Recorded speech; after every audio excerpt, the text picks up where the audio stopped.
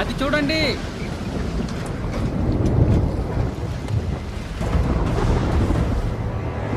భగవంతుడా, తెరచాప లాగేయండి.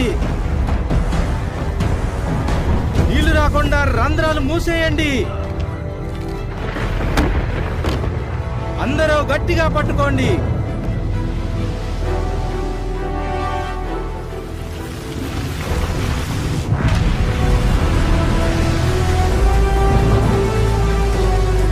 సామాన్లు గట్టిగా కట్టేయండి.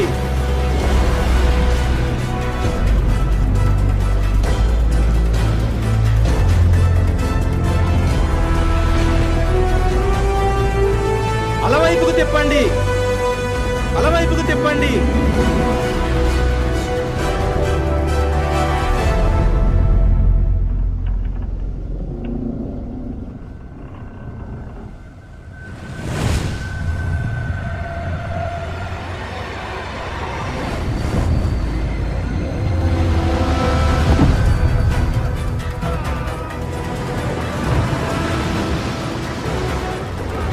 పడవలోకి నీళ్ళు ఎక్కువగా వచ్చేస్తున్నాయి. పడవలో ఉన్న సామాన్లన్నీ పడేయండి, నీళ్ళలో పడేయండి. త్వరగా పోసేయ్. లాభం లేదు, దేవుళ్ళే ఈ తుఫాను తెస్తున్నారు. హేష్మోన్ మెల్కార్, హేష్మోన్ మెల్కార్, కాపాడు, కాపాడు. ప్రయాణికుడు ఎక్కడ? అతను కిందన్నాడు, అతను కిందన్నాడు. ఏంటి, నిద్రపోతున్నావా? లేగు, లేచి నీ దేవుణ్ణి వేడుకో. బహుశా నిజమైన దేవుడు మనం చావకుండా దయ చూపిస్తాడేమో.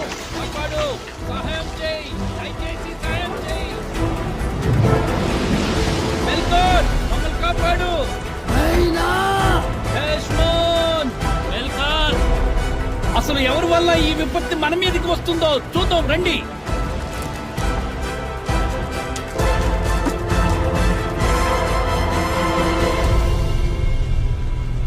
అతని వల్లే.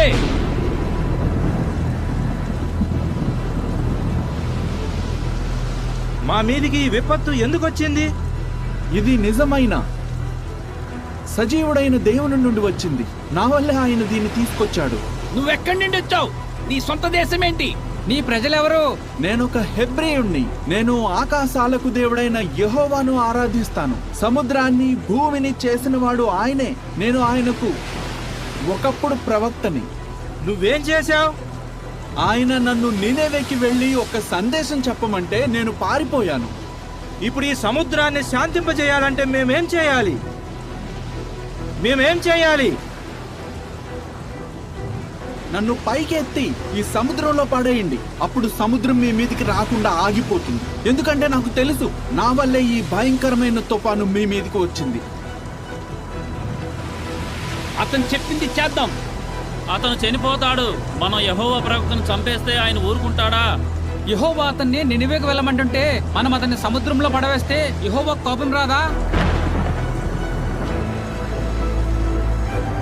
అందరూ తెడ్డులు తీసుకోండి, మీ ప్రాణాల కోసం నడపండి.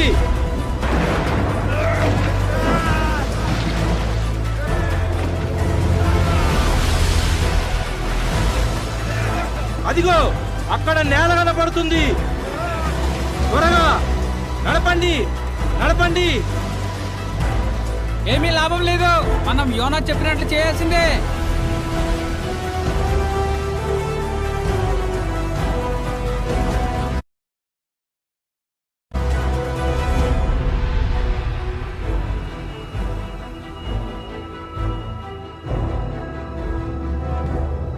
యెహోవా, ఈ మనుషుని బట్టి మేం నాశనం కాకుండా చూడు.